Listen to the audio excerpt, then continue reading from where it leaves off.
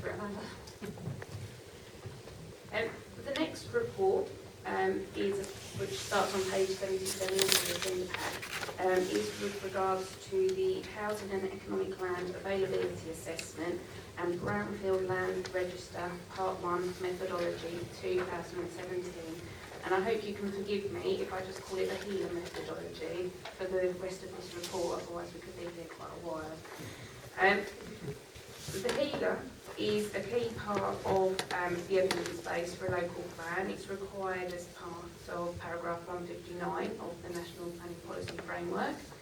And it requires councils to give consideration and undertake an assessment of land availability within their borough, looking at the suitability, availability and achievability really meaning viability, of land available for housing and economic purposes within their borough in order to provide a suite of sites from which a local plan could be constructed. It doesn't in any way allocate those sites itself. It's about providing that evidence-based, that assessment, so that that suite of sites is there to be considered in the plan-making process. It's also quite often used when looking at completing 5-year housing land supply assessments, when we're looking at planning appeals and planning applications as well. The HELAA methodology that we're currently using was approved by the Cabinet in 2015, and since that time we've been using it, and we've come across some practical application issues with it, just as a consequence of passage of time and emerging best practice, and just some practical issues about the way that we present data. In addition to that, more recently, the Brownfield Land Register regulations were published back in April 2017, and they require us by December the 31st this year to publish a Brownfield Land Register. A Brownfield Land Register is a register of brownfield sites that are suitable, available and achievable for residential development purposes. So if you think back to what I just said about HELAA, there's a crossover there. And so what is being proposed as part of the revision to the methodology is that the Brownfield Land Register work is incorporated into the HELAA methodology work, so that we're achieving efficiencies rather than repeating ourselves. So I'm going to go into more detail, but I'll just highlight to you the recommendation of the report so that we can come back to it shortly. And that is that this committee approved the Basildon Borough Housing and Economic Land Availability Assessment and Brownfield Land Register Part 1 Methodology 2017 as set out in the enclosure of this report.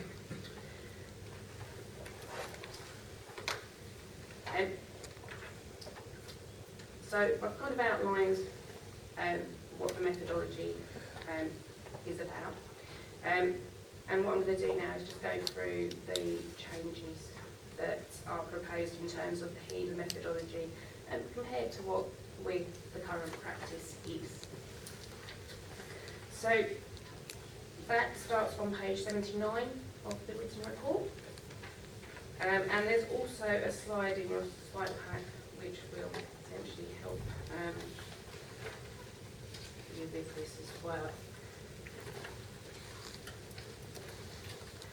So firstly, the first change to the HELAA methodology proposed is that sites that are smaller are actually captured within the HELAA. So the planning practice guidance currently says that you should really be looking at sites of 0.5 hectares or more and carrying out the assessments on those, which has resulted in us seeing some smaller sites kind of excluded, but they still have the potential to maybe provide 2-3 homes. And that would, knowing what that supplies and whether those sites are actually suitable and available and achievable, would actually help us with the windfall calculations. So the first proposed change is that we actually keep a list of those smaller sites within the HELAA, so that we're able to kind of see what their potential impact is for windfall provision within the borough. For cost efficiency purposes, we wouldn't subject them to viability assessment because that's done independently by an independent consultant, so that would have a cost. But we can use similar site information, so information we know about similar sites to have a good idea, a professional judgment about whether they are likely to be viable or not. The second suggested amendment to the HELAA methodology is to include a formula for standard build-out rates and lead-in times. This has been created internally for the council to better identify the potential development rates for the HELAA sites that we've had promoted to us. This is consistent with best practice arising in other authorities across the country where they've been subject to public inquiry, planning inquiries and so forth, and they've had to defend their position on appeal. So it is recommended that we include one of these so that we're clear about how quickly sites can and cannot be delivered based on where they are in the planning process, whether it's a case of they actually already have planning permission and they're about to start on site through to a greenfield site in the middle of nowhere that hasn't got anywhere near the planning process yet. So that would enable us to sort of help with understanding the delivery rate over time from the sites in the HELAA better. The next amendment relates to the way in which we assess the suitability of sites within the green belt. Now, changing this part of the assessment doesn't affect the fact that they are in the green belt and doesn't mean that they would necessarily come forward for development in the long run, as that's still a decision to be taken by the council once they've got the full suite of available sites available to them. However, what we've been finding is that where we're currently saying if it's adjacent to the settlement boundary, it's suitable.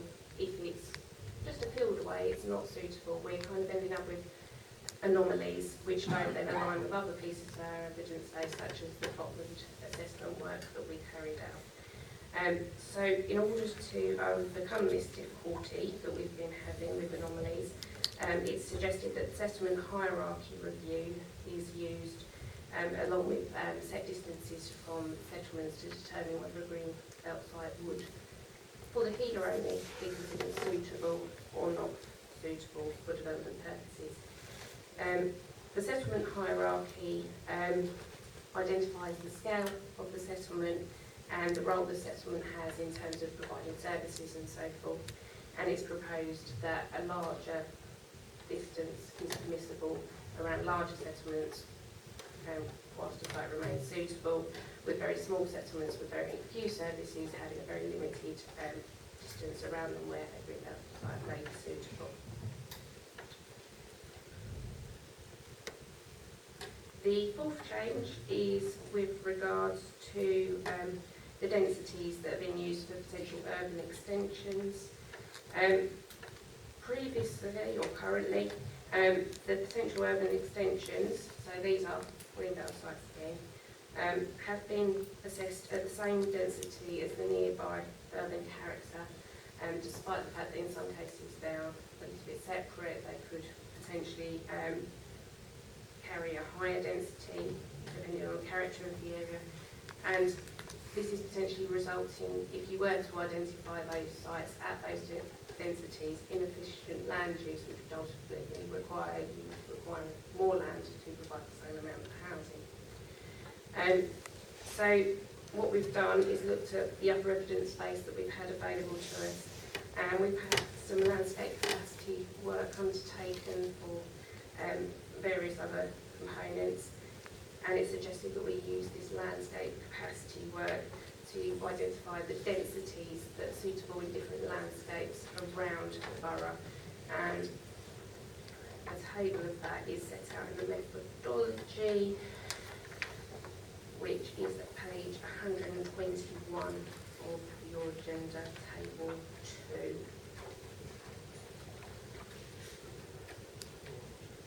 Table 2 is on page 144. The final recommendation is that the results of work currently undertaken separately in terms of residential land availability, so that's monitoring your planning permissions, and the windfall assessment, are actually pulled into the evidence base for the HELAA, because currently you have to look in 3 separate documents to add up what your potential housing supply is. And actually, the planning practice guidance recommends that actually it's better if you actually have it all in one place, and it helps with your conclusions and working out a way forward if you do that all together. So they're the 5 main amendments to the HELAA methodology. In terms of the Brownfield Land Register, there are very specific requirements in terms of the Brownfield Land Register set out in the Brownfield Land Register Regulations 2017. The register must comprise of the Part 1, which is a list of brownfield sites which are reasonably available for residential use, that are suitable, available and achievable. And it's quite specific in the details that must be provided in relation to that, and they're the series of 5 bullet points on page 80 of your report. Separately, the council, or discretionarily, the council could prepare a Part 2 Brownfield Land Register. Part 2 Brownfield Land Registers give permission in principle to those sites that are contained within the register. This means that they don't need to establish the principle of residential development on that site. They would make an application merely for their details, so the site access, the design and layout, but they wouldn't have to prove the need for the principle of residential development on that site. To be on a Part 2 Brownfield Register, the site has to be available and suitable and achievable as well. In addition to that, it cannot be a type of development that requires an environmental impact assessment under the environmental impact assessment regulations due to its size, scale or location. So we would have to go through that list to make sure that they don't meet the thresholds in the environmental impact assessment regulations. If we want to have a Part 2 register, we would have to engage with the development management team of the council to ensure that the application of the current policies for planning applications could be met on those sites.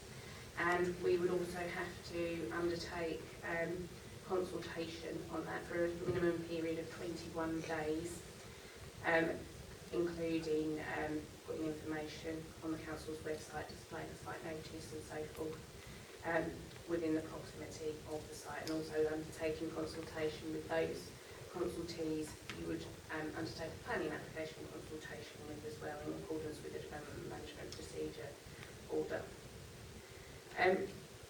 At this time, this methodology doesn't address the Part 2, all it does is address the HELAA and the Part 1 register.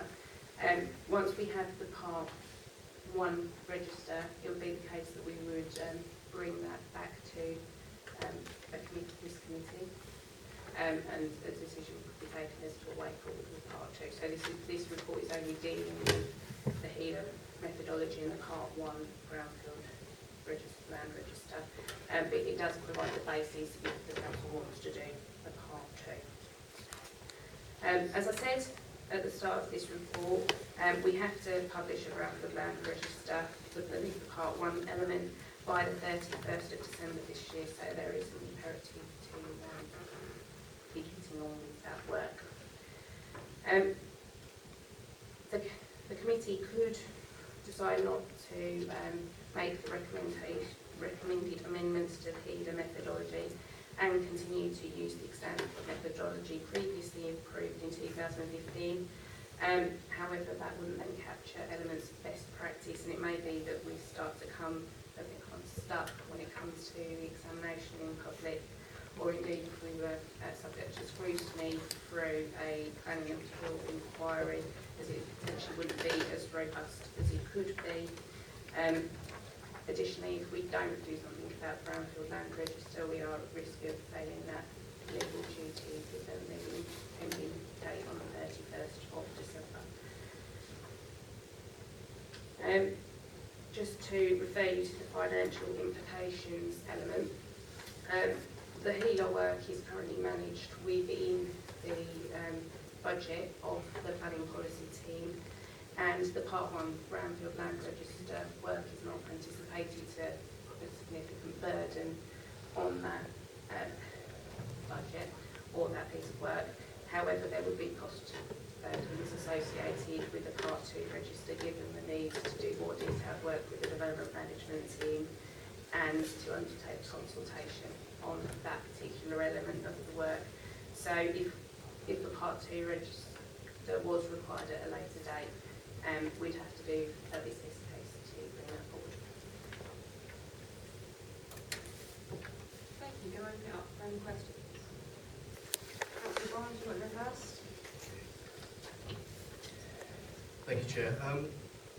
The word that worries me here is density. You talk about currently extensions of the same density as nearby urban character area. Would you agree there's a real danger here that we're going to end up with large, high-density developments next door to quite low-density areas?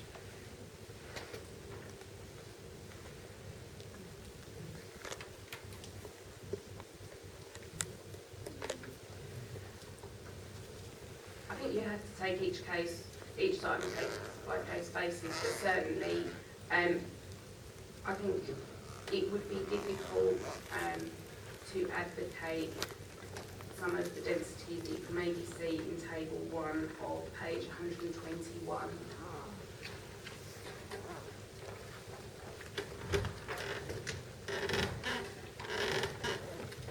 So if I refer you to that table, there are densities there that are maybe 16 dwelling units per hectare. That's very low, and you would end up with very inefficient land use and ultimately having to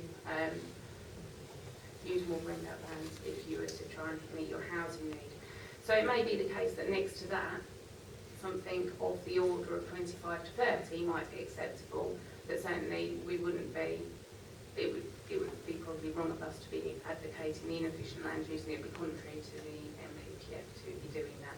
So I think there needs to possibly be a degree of sensitivity around that, but it would, as I say, be very difficult for us to recommend something at 16 dwelling units per hectare. Thank you. Essentially, to all intents and purposes, you seem to be saying yes, you will end up with high density development next to low density development. With that in mind, you've mentioned smaller sites as well, sites where potentially you get 2-3 houses on, something like that. Again, what safeguards have we got to stop a developer saying, well, actually, I don't want to put 2 or 3 houses on this site, I want to put 10 flats on it? So sites within the existing urban area would still have to, you would still be looking at that table 1, because those small sites would be constrained by that context. If I could refer you to paragraph 4.36 on page 121, it recognises that there will be smaller sites within the green belt, which wouldn't be considered as potential urban extensions, so they're probably in your potlands and so forth. And if they were to be found suitable and available, we would then be looking at paragraph 89 of the MPPF, which is about the exceptions to greenbelt policy. So paragraph 89 says that you can do limited infill within the greenbelt, as long as you're respecting the openness of the greenbelt. So that would be about low density, really, in those locations. And similarly, it talks about the redevelopment of brownfield lands in the greenbelt, and again, they would have to meet the requirements of paragraph 89 if we follow the methodologies set out at paragraph 4.36. So with regards to the smaller sites, we have recognised that they can't necessarily be done blocks of flats and tiny.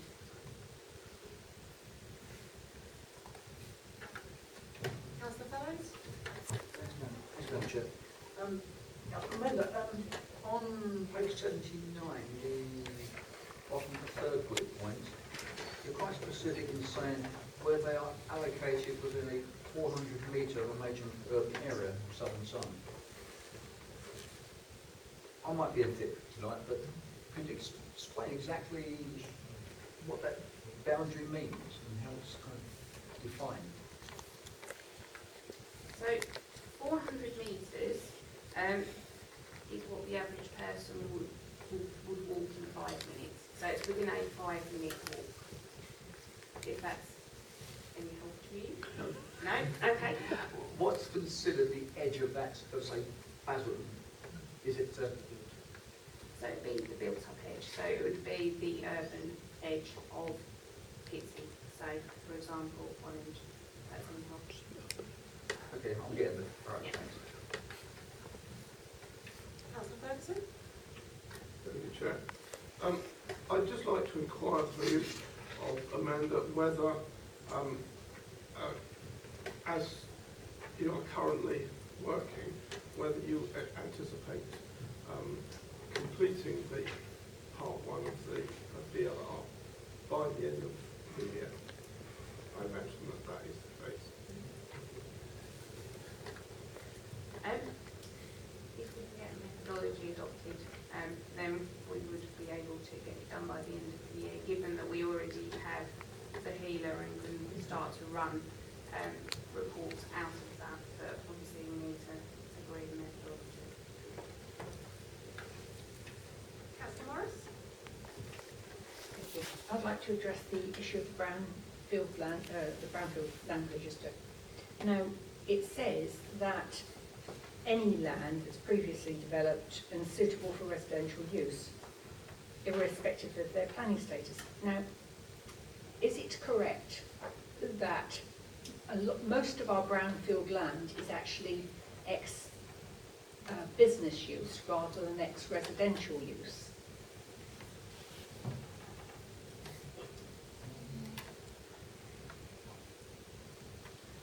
I would say there's probably a mixture in there. There will be elements of industrial land within that. And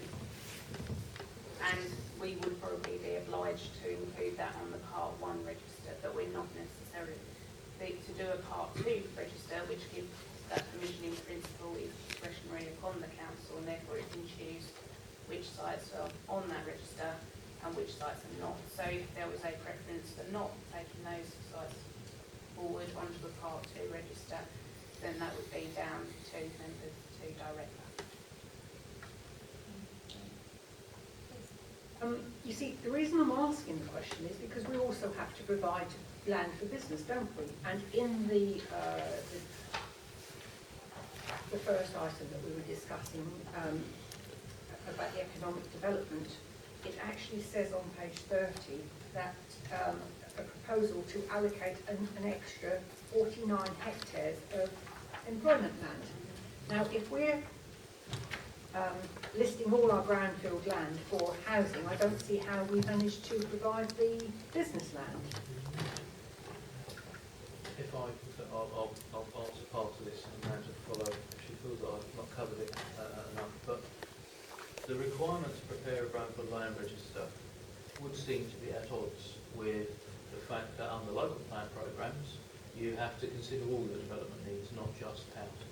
This is a government focus, this is new legislation, and you are, as a local planning authority, you are required to isolate those and do an assessment of your brownfield land capacity.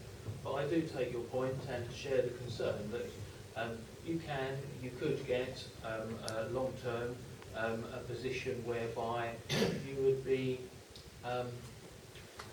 inadvertently promoting these locations for brownfield development in terms of residential, but you have no choice because the legislation says you have to list that. What it then comes back to is the importance of the local plan and you allocating your employment areas and you allocating your new employment areas and your residential areas in town centres, and that sets the direction for what you as the local planning authority want those areas to be used for, whether you feel that it's appropriate for them to be considered for mixed use. Therefore, I would urge you to review the Brownfield Land Register as a tool to help you quantify how much brownfield land you have and what its potential capacity in terms of residential is. But I would say that as a local planning authority, we mustn't lose sight of the fact that we have other responsibilities as well in terms of development needs. Does that mean then that when it says previously developed land that is suitable for residential use, we can say no, this is not allocated for residential use. We think this is more suitable for business use. So, if I can refer you to the methodology, page 120, paragraph 4.27.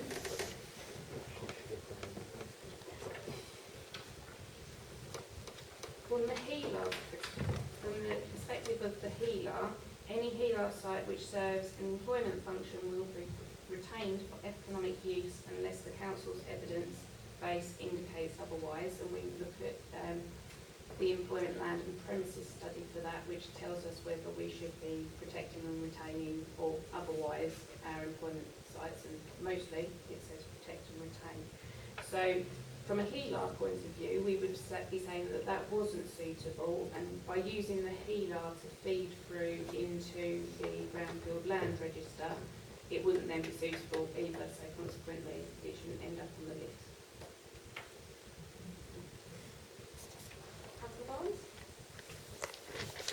Thank you, Chair. Just around the brownfield sites again, if I'm understanding this correctly, part one is essentially a list of brownfield sites in the borough. That's essentially what it is. That's good. Part two, we're saying that that is land that essentially we're saying can be developed for residential use, provisionally so. Who makes the decision what land is put into part two? Who makes that decision ultimately? It's an executive function of the council. There's no delegated authority for that.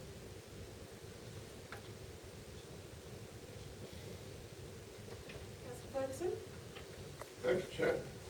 Can I just ask whether the Brownfield Land Register will indicate what the previous use of the land was, particularly whether it was economic use or residential or something else?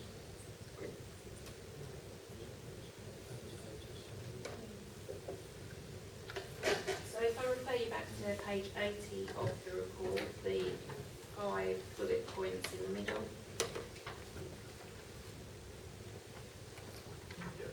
The 4th bullet point talks about the current status of the planning status of the site, so that would hopefully pick up on anything like that. In addition to that, we're required to pick up on constraints, so if there was contamination, we would be picking up on that as well. Councillor Parker? Thank you, Chairman. This is not criticism of officers. Again, I'm not seeing any member input into the methodology. I'm not seeing any member input into the conclusions arising from the methodology, and I'm not seeing any member challenge the conclusions either. And, you know, if I was a member of the public, you could be forgiven for actually thinking that members are a bit redundant. I'm sure that they shouldn't be. I mean, the proper chairman clearly thinks so. She's on holiday. At what point in this process are members going to actually be involved? Do you have any challenges to the methodology? That would be a scrutiny thing, and you said we wouldn't, shouldn't talk about scrutiny. Do you have any input to make on the actual content of the report? Yes, but members have been involved.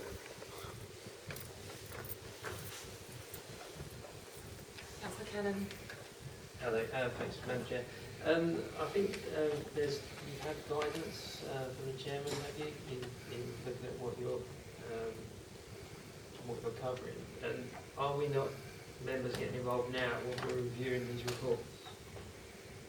Is that not?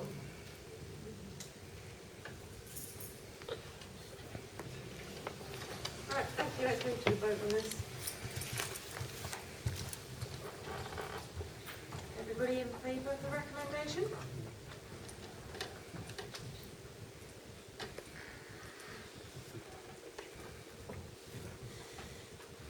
Abstentions?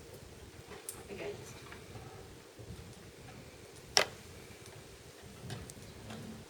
Right. Moving to the next item, item